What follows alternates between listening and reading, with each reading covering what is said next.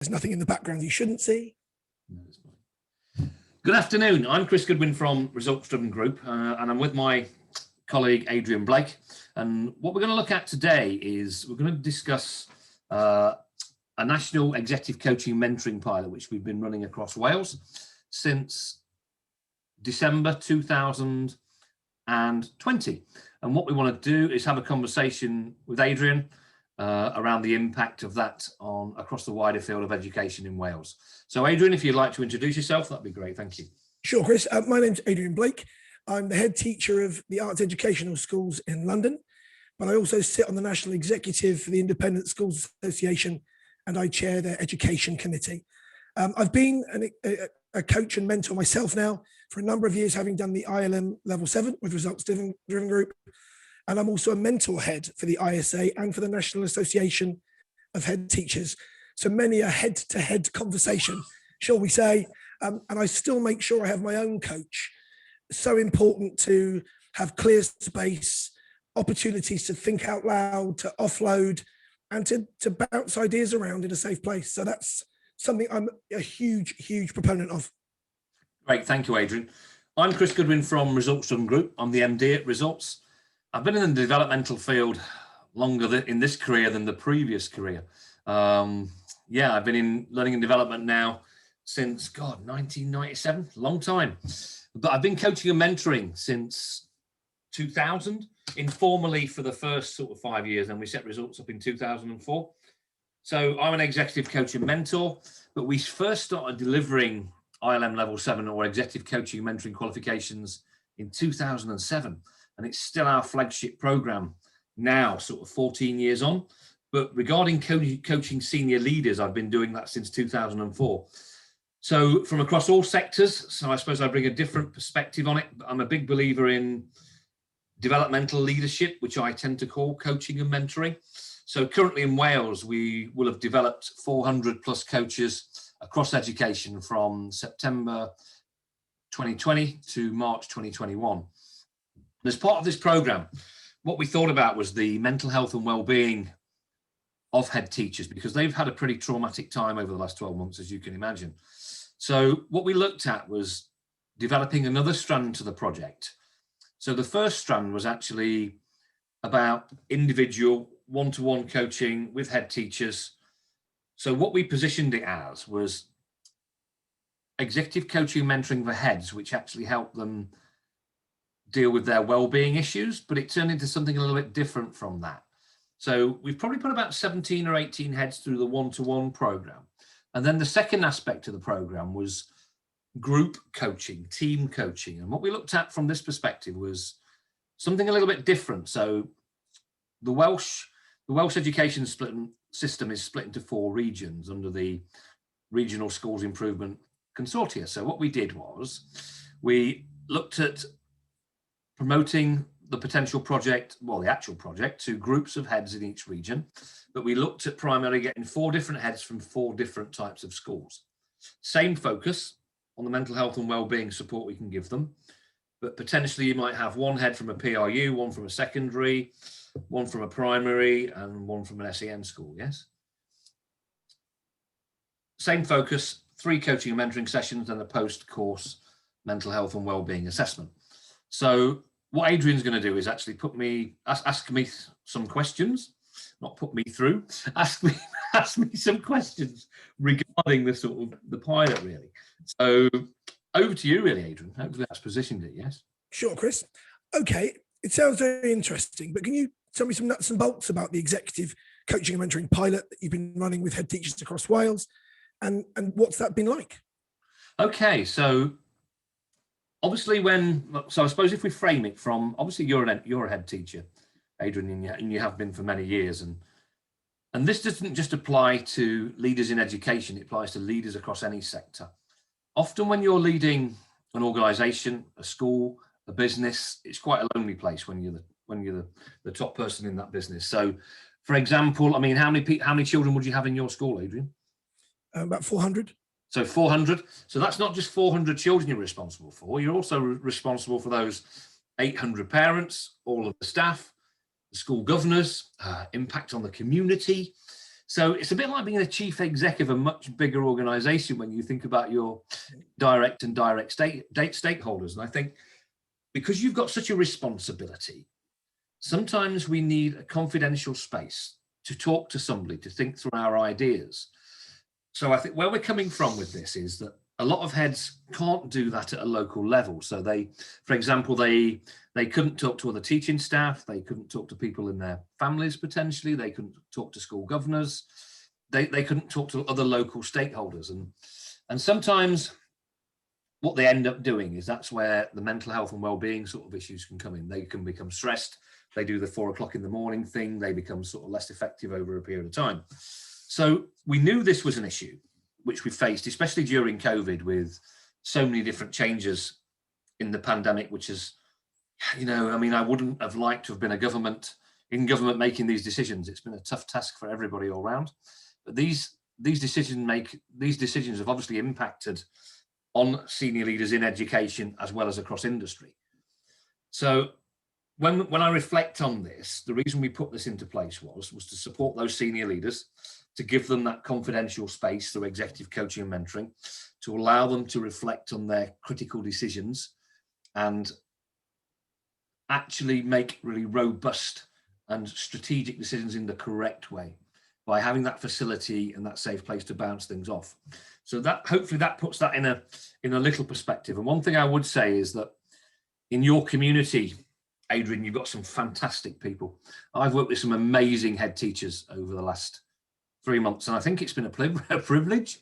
It really has. I think they've enjoyed it. I've enjoyed it as well, especially coming from outside the sector and running a professional, training company. And I think it's been that difference. What a lot of them have benefited from was actually having somebody from outside the sector, in the sense of education, somebody from corporate education, because I'm not just an executive coach and mentor, I'm also a leadership developer. But we tend to set the table when it comes to experiential learning at Results Driven.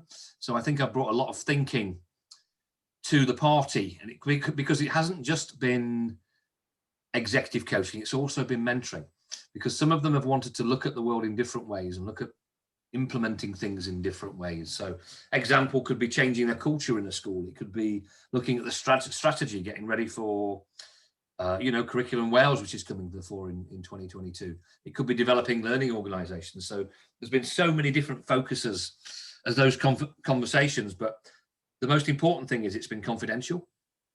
So, it's been confidential between me and the head. And I think that's what they've liked about it. There's, everything which is said in the Zoom room stays in the Zoom room, which is how it should be. And so I think, as a senior leader, and I've had an executive coach for a lot of years, like Adrian, and often what we need to do is just have someone as a sounding board and just bounce ideas off. Do you find the same thing, Adrian? Do you find that as a head? No, I do, both from both directions. The heads that I mentor, I'm in the independent sector, and we're UK's #1 at what we do. And the pressure from parents in the independent sector. And I find myself reflecting on how much I'm coaching them when they've come at me with demands or with ideas or with what we can do to somehow offset with COVID. And it's important for me to be able to be at my best. So that's where I will use my coach to make sure that in those really crucial crunch periods, I am performing at my optimum level all the time, especially in front of the main stakeholders and client groups. I'm interested though, Chris, because it sounds as if it was a wonderful offer. What was the uptake like across the heads that you were working with? Was it a high percentage? Did you meet resistance? Yeah, no, good question. So nobody was forced to take part in this developmental opportunity. What was happened was the AAS region of South East Wales, they actually promoted this to the heads in their region. The heads then contacted the regional coordinator confidentially. I then received an email, then contacted the head, and then we then developed that relationship. So everybody that took the program up, it was 100%. So on the one-to-one side, it was fantastic in the sense of, everybody that gets the developmental leader piece. And I suppose because we've developed so many educationalists, that's the correct way of putting it, across education over the last 6 months. coaching, heads are more aware of coaching and mentoring now. And what the heads that needed it have said, you know, I've seen this as an opportunity, not just around mental health and well-being, but across the wider sphere of education as well. You know, because we haven't just discussed mental health and well-being issues. It started out as that, Adrian, but we've discussed issues around re-engaging staff, changing cultures, looking at developing the strategy for the future. We've looked about parents' concerns during COVID as well, which has been massive. We've looked at improving teaching and learning.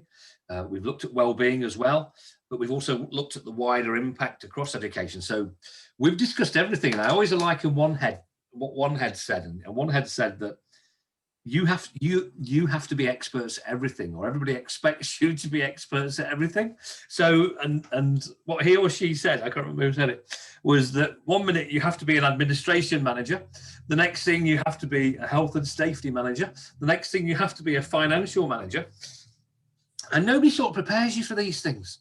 And it's sometimes it must be like Groundhog Day, you know, talking to one head going around taking CO2 readings out of windows at regular stages throughout the school. The things that you have to do as heads, because, oh, fantastic. I just love that flexibility in the role. But the question is, sometimes do we have the competence and confidence to do the role of what people are actually asking us?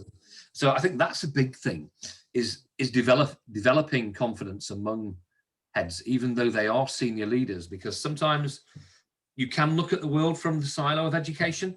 So, for example, some people think that only heads can develop heads, only heads can coach heads. But what that means is that you don't get that cross-pollination of knowledge from outside the sector. And I've forgotten how many people I've developed over the years. But one thing I do know about senior leadership development is that if you have 12 different people from 12 different companies, from 12 different sectors, and you put them in a room together for 5 days in the Lake District, something quite magical happens. 1, it's the networking. 2, it's the cross-pollination of knowledge. 3, it's looking at the world through a different lens. 4, it's being there to support each other. 5, it's being in that safe environment, and we tend to use it in Keswick. What's said in Keswick stays in Keswick.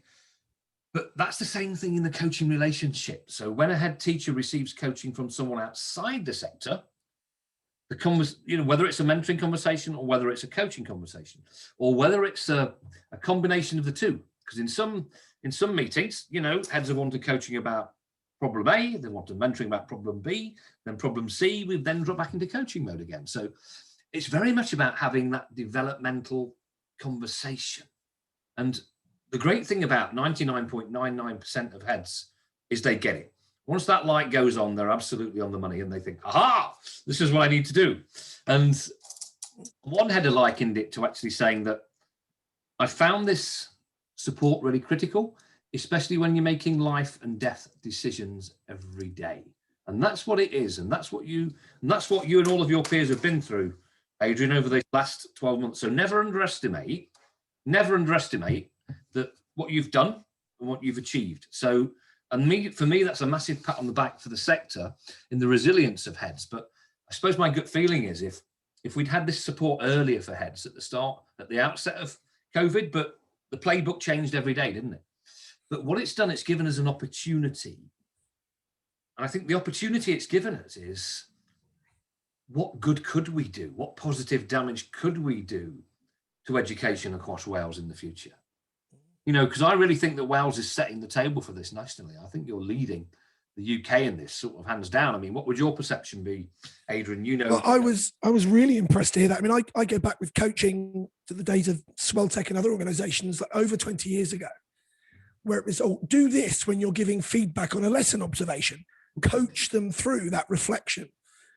And it's grown from that. But I think a lot of existing heads brought with them the network that they built themselves as an individual. Yeah. Mm-hmm. So they were able to pick up the phone to a previous colleague who was ahead and just do that support. And there wasn't the structure, and there wasn't this idea of embracing, well, I'm the boss now. Why do I need a coach? And I said to somebody that I was working with, I said, but if you wanted to get better at your golf swing, you'd go to a golf coach. If you wanted to get better at tennis, you'd see. So why wouldn't you get better at leadership by going to someone that was experienced as a coach in that way? And the penny really dropped. And more and more people that I know now, excuse me, saying, yes, they've done some work with a coach or they brought a coach in. And I said, well, did it work? Did it improve things? Oh, yes. Well, why are you not still engaging with them when that need arises?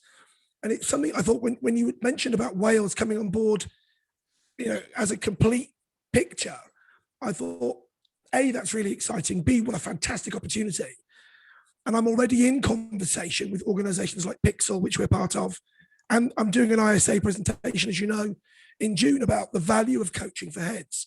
Mm-hmm. Because otherwise, what you see is the largest turnover of head teachers with a really scary proportion due to retire in the next 4 or 5 years.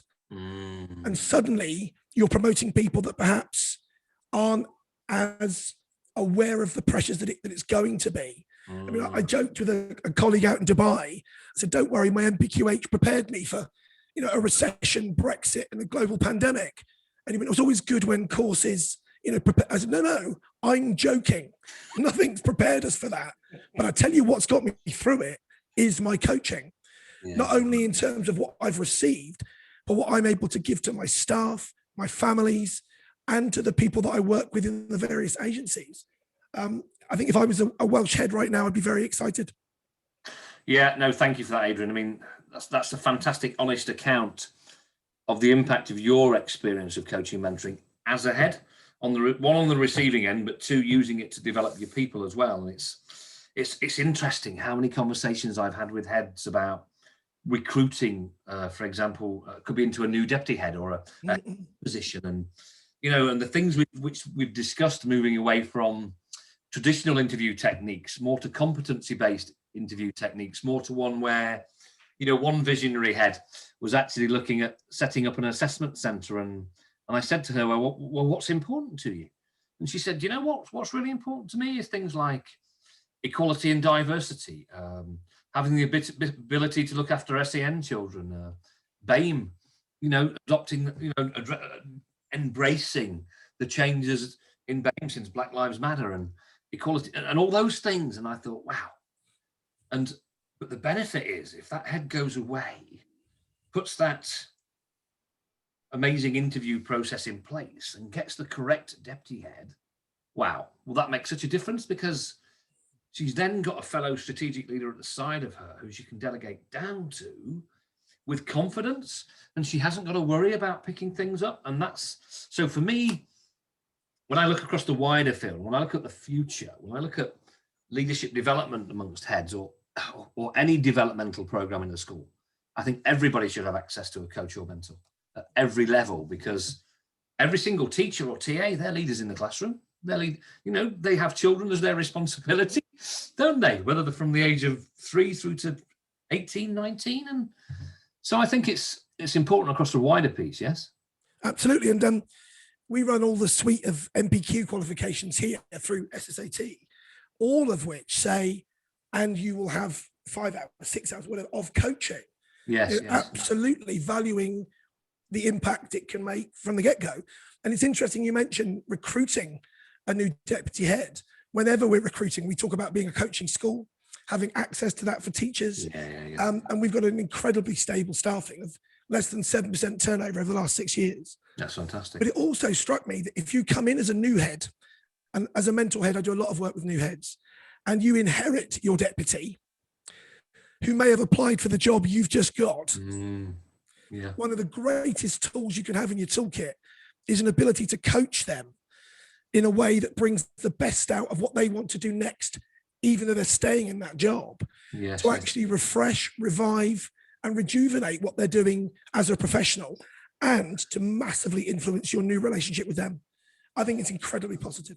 No, exactly. And I think across the wider field, when you start looking at the impact of developing the correct culture and the correct strategy within a school, a lot of the conversations that I've had with heads have been around about the development of their people.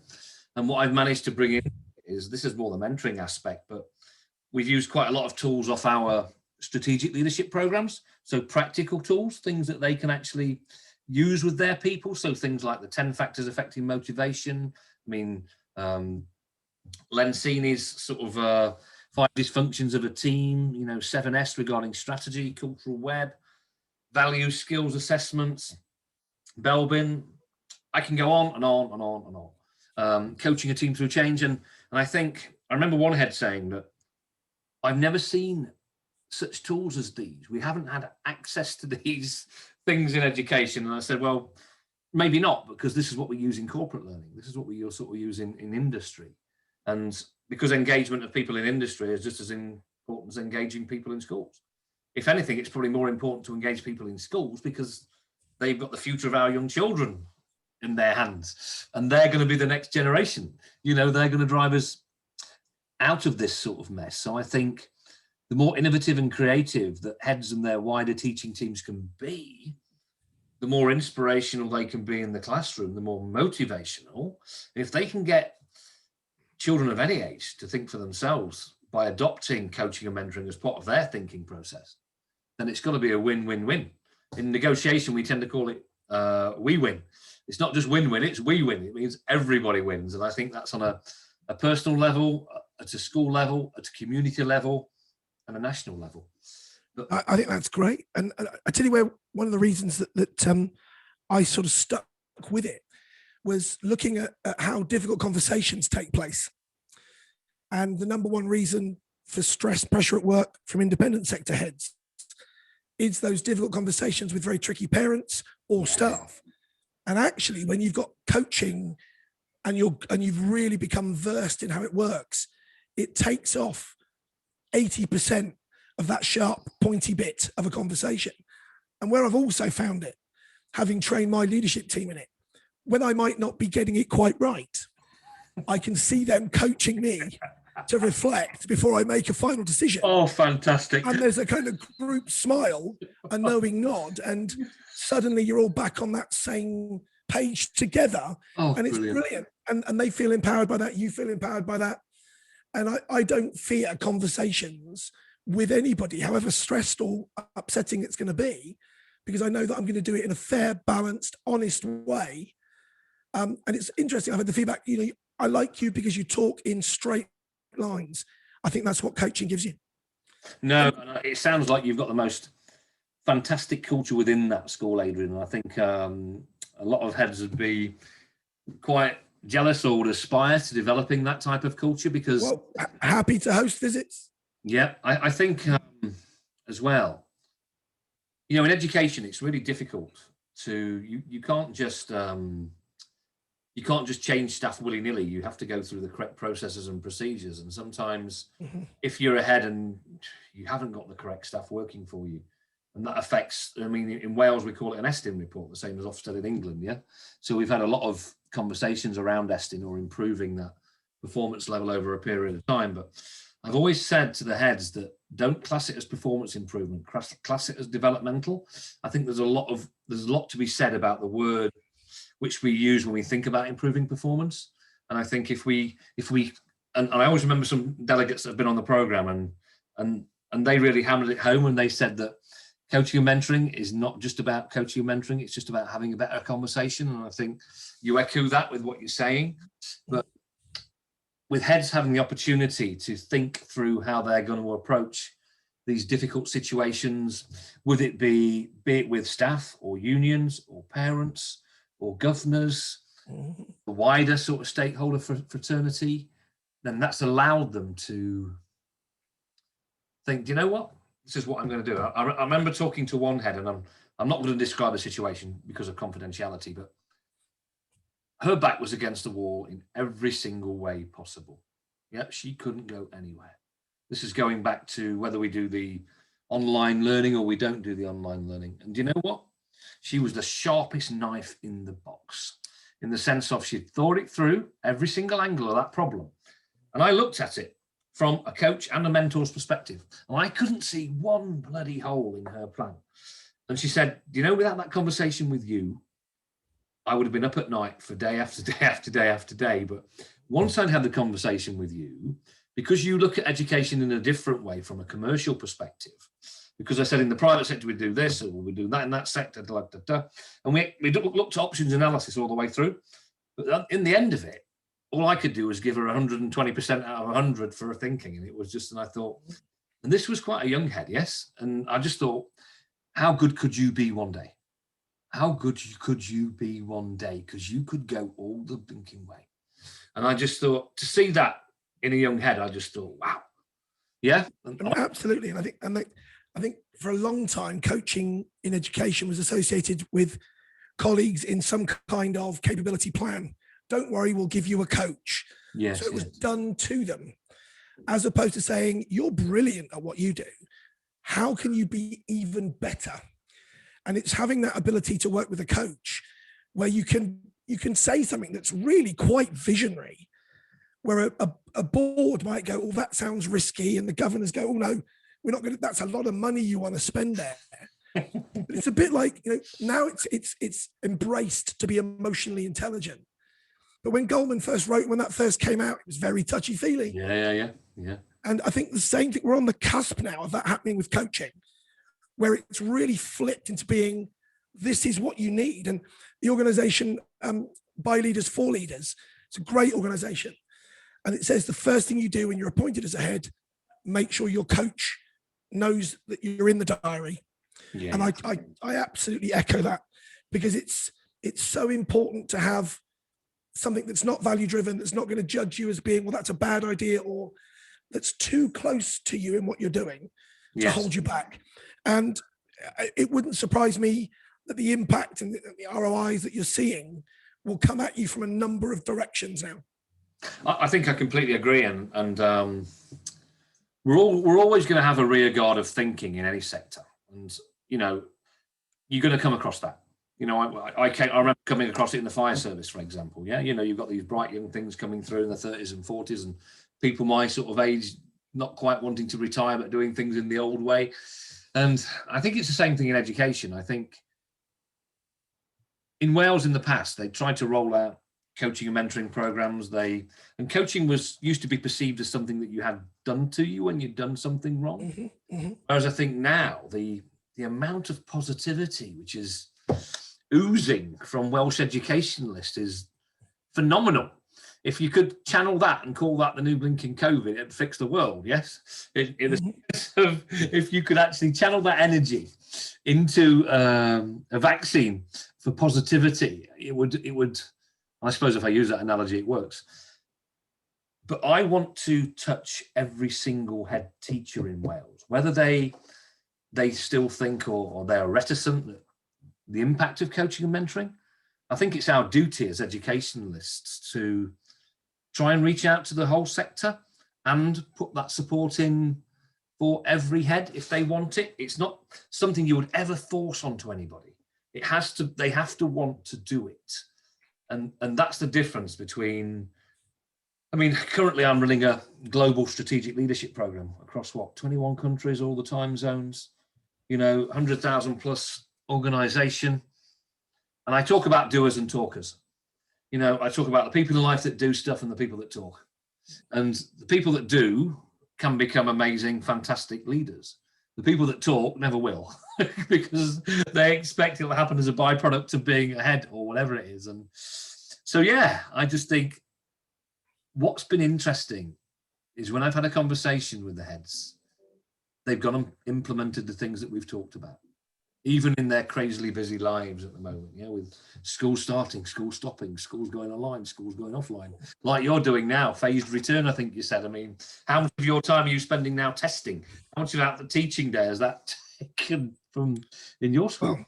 Well, that's it. That was the whole of yesterday.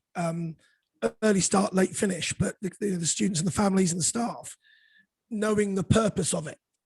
And again, how you write your communications as a head.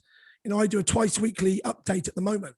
Mm-hmm. And I find myself using coaching approaches, even in how I'm writing, so that people reflect as they read and come on board with what we're doing and the way that we're doing it. Saying, look, there is no definitive way here, but let me explain to you why this is the way that we're going to make work. And it works very positively with those parents. It'd be very easy to set yourself up in an opposing way with them. And knowing coaching, you never set yourself up for confrontation. It's always conversation. Yeah. And you mentioned about the people that talk a lot, Chris, and I've always said, if you're talking, you're not listening. And if you're not listening, you're not learning. And I think coaching's great for that too. Exactly. I think what is important is the impact for heads, or the sort of ROI bit. And the spend. I mean, it's always a factor. You know, what's it costing me? What's my return on this? Yeah. And I think if we look at that at different levels, I think the benefits it's given heads, I suppose, on a personal level, they've got the space to think in a confidential environment with somebody from either in the sector or outside the sector. It's given them different ways to look at problems and issues. It's exposed them to leadership development tools and thinking from outside the sector. It's allowed them to work things through with a confidence where they can bounce things off, and you can look at different strategies and different pathways and different options analysis. And for me, I think the two things it's developed for heads on a personal level is that confidence and competence at a different level. You know, they can be braver in their decision making because they've had that conversation going forward. And then I think at a school level, it's been fantastic for the engagement of their staff, because teachers have gone through a pretty tough time.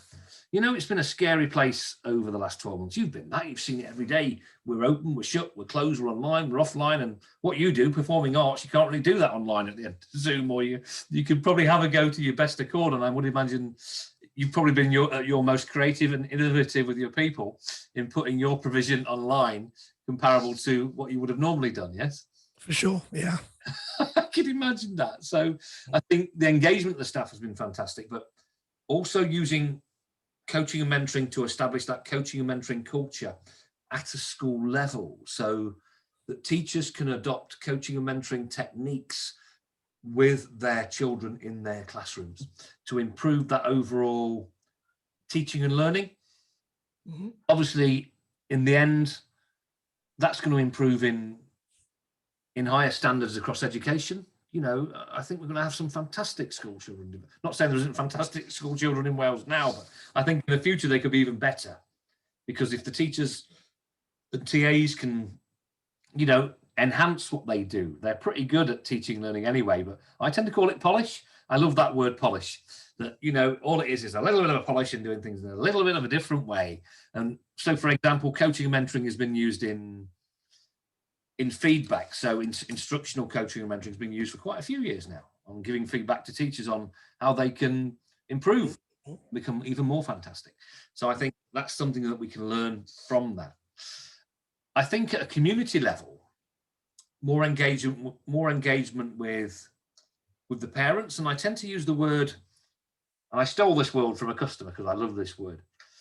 It's community safety. So it's everybody's responsibility to look after everybody else. And I was talking to a head, because they opened schools a couple of weeks ago in Wales now. I think it was the 27th or something like that of February. And I was talking to one head, and he or she said, the biggest danger now, it's not the children, it's not the staff, it's the parents. I said, what do you mean it's the parents? He said, the parents will be chatting outside school. Would you like to come and have a cup of coffee around my place, Mary? Shall we go for a dog walk? So I said, you need to put a big notice on the school gates. Parents, be aware. This doesn't mean because you've dropped your children off at school that you can socially integrate together. I couldn't stop laughing for nearly half an hour. I just thought, yeah, that's an important one. And I think potentially schools have grown closer. The parental relationship with the schools has become better, because some heads have even had conversations with parents over Zoom, you know, talking about their worries and concerns and about the safety of going back into schools. And so just to use that medium rather than the traditional sort of newsletter, I think is really beneficial to heads and the parents in the community. And obviously, I think COVID's probably pulled communities together, so they're much closer now. And I think that's a richness which we need to try and embrace, sort of taking further forward. And then the final area I look at regarding return on investment and impact would be on the wider macroeconomic sector. So I think in Wales, they have something called developing a culture of a learning organisation, which is fantastic. And that's very much linking into the future of curriculum in Wales and where that's changing in 2021 and 2022. I think coaching and mentoring inside the classroom will drive that change, will drive those fantastic improvements in teaching and learning. And overall, that will then link into the future development of people who work in the education sector, which will then link into the future development of the children. So I think everything is linked in the system, across the wider system of Wales in education. And I think one head said to me, I think there was 50,000 people worked in education in Wales. But if we can directly or indirectly affect, or if the combined sum of all the parts, because a part of this program, and this is the thinking in Wales, this is how good they are, Adrian, in the sense of the 400 plus coaches we've developed will then go on to develop another 1,500 coaches across, because it was a coaching and mentoring train the trainer, who will then probably go on to develop another 2,000. So I don't know. I mean, how many thousand coaches will there be in education across Wales in the next 2 to 5 years? The benefit is there can never be enough, especially if they're in, supporting our young people. I think that's critical. And I think it needs to be, if people have been on the end of coaching and mentoring like you, through their development program, whether it be the MPQH or whatever it is, then they then understand it. It then starts to affect that culture. And then hopefully, Wales could be a case study for the rest of the world in the sense of what it's done. Absolutely. I mean, I think it's so exciting. I mean, it's something that I've always thought that we've said for a long time with kids, it's the whole tell them they forget, show them they remember, but involve them and they understand. Yes, and coaching for learning dialogue is exactly the way to do that. And yes, we're performing arts as a background, but we know the power of rehearsal, because the saying we have here is amateurs rehearse till they get it right, professionals rehearse till they can't get it wrong. And as a head, my best rehearsals are in my coaching conversations, because I'm practicing the way of saying things, phrasing things, using communication in its most positive and impactful way. And it gives you the courage and capability to take on bigger conversations. And I think something I joke with my coach is that we're not going to be doing role play today, but it's real play. Yeah. Because actually I've got to have pretty much this conversation with a parent or with a colleague, and it's going to give me a chance to rehearse it, polish it. So it's absolutely ready. And when you can't be thrown by things because you're practiced in this, the confidence is worth its weight in gold. Completely. And what you've just spoken about is what we advocate in our corporate leadership programs. The further you get up the tree, the more lonely you get, but you have to create space to work on the business, on the team, on the department, on the company. So in the school environment, it's obviously on the development of the children, the teachers, the board of governors, the wider sort of community. And often it's getting heads off the hamster wheel, that day-to-day operational stuff, finding time to work in that strategic space.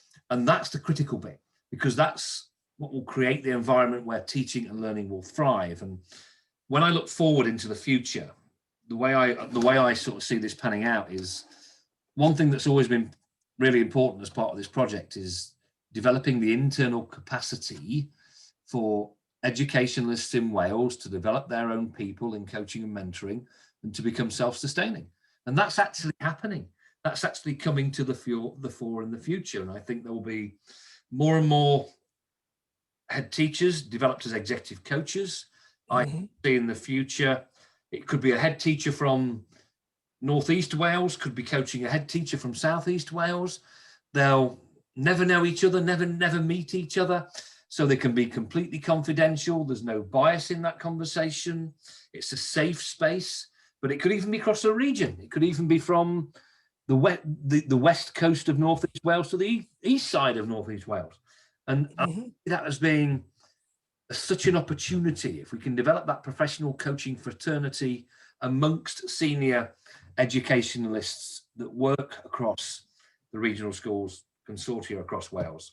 Imagine that as a fantastic service which they can then provide to head teachers at a national level, and suddenly when you're self-sustaining, you're in a different place. The costs are greatly reduced. There's a different type of energy there, and anything is achievable, really. That's how I would see it panning out in the future, which is quite uplifting for me, because when I look at it, it's so important, one, to develop that coaching mentoring strategy, but what's so important to underpin it is looking after the mental health and well-being. And what we're looking at in next level leadership is, there's a lot of talk at the moment around compassionate leadership or developing a caring workplace, and that's fundamental. You know, it's so important to look after your people, and that's, as a head, you've got to look after your flock, and you have. You know, you've probably seen a lot of it, a lot of the issues that your staff have had to deal with over the last 12 months, Adrian, and it's probably been quite traumatic at times. And it really has. And, you know, I've got over 70 staff. I've made sure that I've spoken to them all. I've done my year group Zooms with parents, and I've spoken to over 100 of those one-to-one. And the more I reflect, the more I realize the self-coaching that I do, knowing the conversations and the tools to use. And it does give you this sense of, okay, if I'm feeling this and I know all this, how are they feeling when they don't? And what can I do to close that gap, reassure, support? Especially, you know, I've seen 3 of my major competitors go under as schools because of a number of factors, and the fear in a small independent school amongst the staff, and being able to coach and rely on that is so important. And you talk about what you're planning, and those heads who are coaches will be growing not only the next generation of heads, but in their student body, the next generation of CEOs, police officers, traffic wardens, bakers, and everything else, who will all be able, if it's done right, to run their client group, stakeholders, and have their important and their tricky conversations in the right way. That sounds to me like, you know, the most exciting thing I'm hearing in education. Yeah, no, thank you for that. And, you know, and I would like to thank the visionary people in Welsh Government, you know, and the wider sort of RSI consortia, in the sense of by, you know, allowing us to partner with you as part of your journey. And I think the impact's been fantastic up to yet. It's going to be interesting to look at it in 2 or 3 years' time and actually look at the impact across wider education and look at how things do improve over that period. And then hopefully other countries will look at Wales and think, you know what, they've got it right. Let's do some of that. So that's what I'm looking forward to, is actually them saying, look at what we've achieved in Wales. Look at what we have achieved in Wales. And it's them. All as facilitators of change. That's it. We're just here for a short period of time. They're here for the journey. They're here for the future. And if we can set those seeds and they can then become, you know, small trees and then oak trees, hope it works.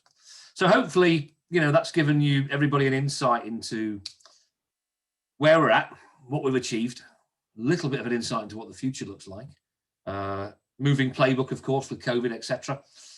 But it just shows that we've been able to diversify by delivering and developing over 400 coaches over Zoom over the last 6 months, and, you know, coaching and mentoring with over 20 plus. So, yeah, any last points from you, Andrew? From you, Adrian? Just to say that, you know, I think if you've never tried coaching, or you're even a little bit dubious about it, go back to the idea of improving your golf swing, your serve, or anything else. You know, if you've got the opportunity, engage with a coach, try that space, try that opportunity to think out loud, to formulate better ideas through reflection. And I will be incredibly surprised if you don't then become someone who's a big fan and a regular person that uses their coach and probably wants to become a coach as well. And more power to you. Yeah, exactly.